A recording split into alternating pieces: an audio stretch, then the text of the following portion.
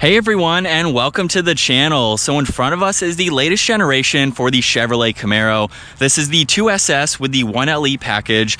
It's finished off in red hot and it has an MSRP right around $53,000. But we're going to start off today's review with what powers this Camaro.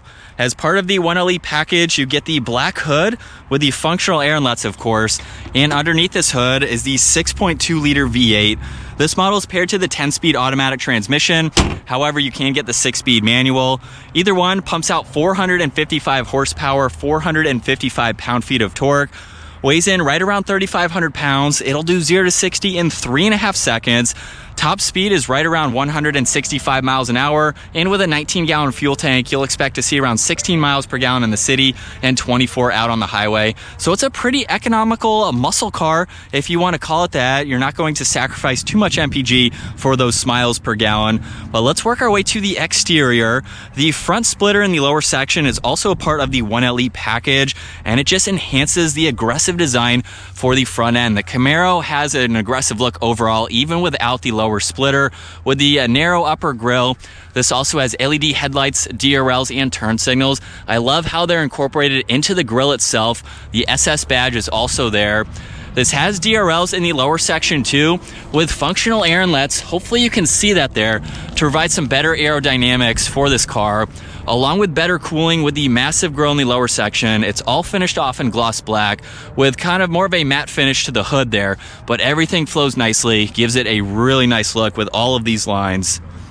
Now for the side, for the 1LE, you get the Brembo brakes. On this model, they're finished off in red, so pretty much body colored. Gives it a cool look. 5-spoke design for these 19-inch wheels with the split design in them too.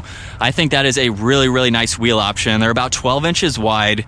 Now the side mirrors are gloss black, and then this even has a sunroof. You don't see too many two-door coupes with sunroofs, so it's nice to see that. The side isn't quite as aggressive as the front end, but it has nice lines that flow down the side, including the large line right here for the rear fender just above that gas cap. And then for the rear, this has a gloss black trunk mounted spoiler. It also has a backup camera, 3D design for those LED taillights. There's parking sensors, more gloss black in the lower section, and then the quad tip dual exhaust, which also has the dual modes to it, and you can remote start this. So let's go ahead and take a listen to that just by holding this button. It definitely has a good sound to it, and you can shut it off with the key fob if you'd like to. You can also pop the trunk, or you can use the hidden button that's to the right of the backup camera. It's nice to have that for sports cars. Very convenient. Now for the cargo space, it's not the biggest. My one downfall with the Camaro is how small the opening is, and then it gets larger. So if you have some big items that could fit, might be a little bit weird to wiggle them into the back. But you can fold down the back seats. That is one piece, I should say, and you can fit in a lot more items. So it is very usable. If this is your only car, it's a practical two-door sports car. And as we work our way to the interior, the entire door panel is finished off in leather, all the window controls. This brush trim piece has the interior ambient lighting, which is a great touch to see. You can release the trunk, Bose audio, memory seating adjustments, and then the release handle just above that. Camaro is also down on the door sill. And then to work our way to the back seats, we do have to move this seat. They are automatic, but we do have to move it in order to get a little bit more footroom. And these seats have a great design to them. These are Recaros, part of the 1LE package. Two-tone design to them with the leather and the stitching as well. And so at 5'10", I'm gonna climb my way into the back. You're not really buying this for a full 4-seater, but if I had to be back here, my head's up against the headliner, which you can't see. If you want to check that out, check out the full detailed review so you can actually see me in the back. But it has a wireless charging pad. That's pretty much it. It's tight. It's better for more interior storage space, but if I had to ride around town, I at least have a seat to get me from point A to point B. So they do work, but you're not buying this to use them all of the time. And so now with this seat back, which again, look at the design, very nice to see that. This is a low sports car, so it's easy to enter and exit.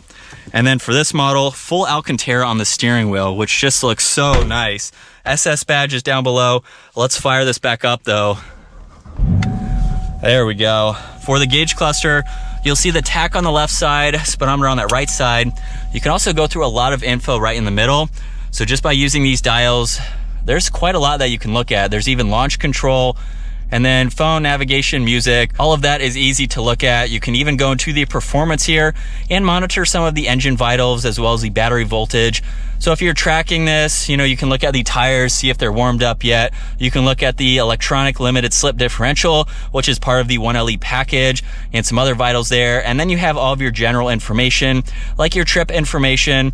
You can also look at your fuel range, oil life, TPMS, all of those standard vitals, which is nice to have. Now on this left side, you'll see cruise control along with the heated steering wheel. There's even volume and favorites, and the steering wheel mounted paddle shifters since we are in that 10-speed automatic. Now on this left side, heads-up display controls. It's not too configurable. Hopefully you can see it on camera. Right now, there's the RPMs there, so you can see that along with your miles per hour. You can have it to just miles per hour, and then you can also look at the compass and have that up if you'd like to. So not too configurable, but it's nice to have.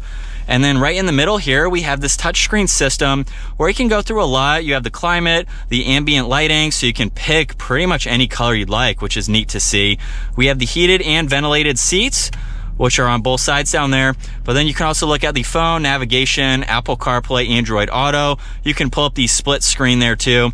There's even some shortcuts to all this information. So it's nice to have that, along with some of the physical buttons. Power and volume for the radio is right in the middle, and then a few other buttons just next to that. Now underneath that, all the climate adjustments, so you can quickly turn this on, adjust the fan speed, where you like the air to go. The temperature dials are actually the surround for the air vents. Pretty cool to see that integration. You can turn them on and off just by using the dial in the middle. The hazards are right in the center there. And then if I put this Camaro into reverse, you actually have a good amount of rear-facing visibility with this backup camera, along with the camera that's integrated into the rear view mirror. So when you flip that up, it gives you a lot more visibility, especially if you have not only people in the back, but hopefully you can see on camera just how narrow it is. When you drive this for a long period of time, it's really not all that bad. I have an R8, it has worse visibility than this, and I have no issues. So I think it's fine for what it is, but the camera really helps you out. You can also shift using the shifter 2 or those paddles like I mentioned earlier. Behind that, there is traction control along with the different driving modes. So you have Tour, Sport, Track, Snow, and Ice. If you want to take your Camaro out in the snow and the ice, I'm not sure what that mode will help you do, but you can test it if you'd like to. 2 cup holders are on the right side along with a 12 volt and a little bit of storage. Not the greatest, but you have some center storage there. And then the glove box has all of the room that you need there. Now this has a sunroof like I mentioned earlier. We have the dome lights along with some call buttons up in the middle, and then just another look at visibility over each shoulder. But now let's go ahead and get this Camaro out on the road. This has the magnetic suspension, which is a part of that 1LE package. So you're getting a lot of goodies for the $7,000 for that package, but it gives you a lot more performance, especially for this 2SS model. And hopefully you can tell the windshield is a little bit narrow. This car has a narrow presence to it. From the inside, everything is kind of hunkered down in a sense. But like I mentioned earlier with visibility, it's so easy to see all around. We've had a lot of comments on previous Camaro videos saying, you know, how horrible the visibility is. And honestly, like I said, I own an Audi R8, which is worse than this, and it's still not that bad. When you drive a vehicle every single day, you get used to where there might be blind spots and things like that. So don't let that deter you from buying one. You know, go check one out. But if it's a car you really want, you get used to where you need to look when. So that is really not really all that bad in my opinion. And so we'll get back out on the main road, give it another acceleration so you can hear what this V8 sounds like. I love all those pops and a little bit of gurgles in that exhaust, which is nice for the V8.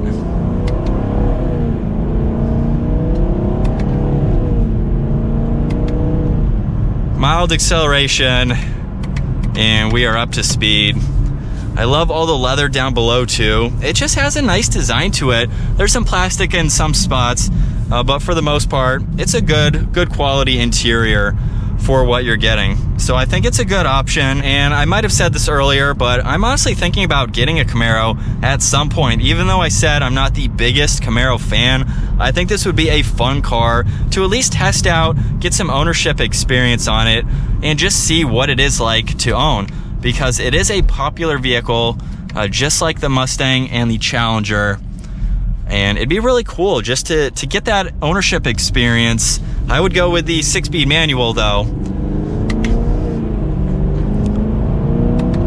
But it would be very fun to mod a car like this and just see what it's capable of.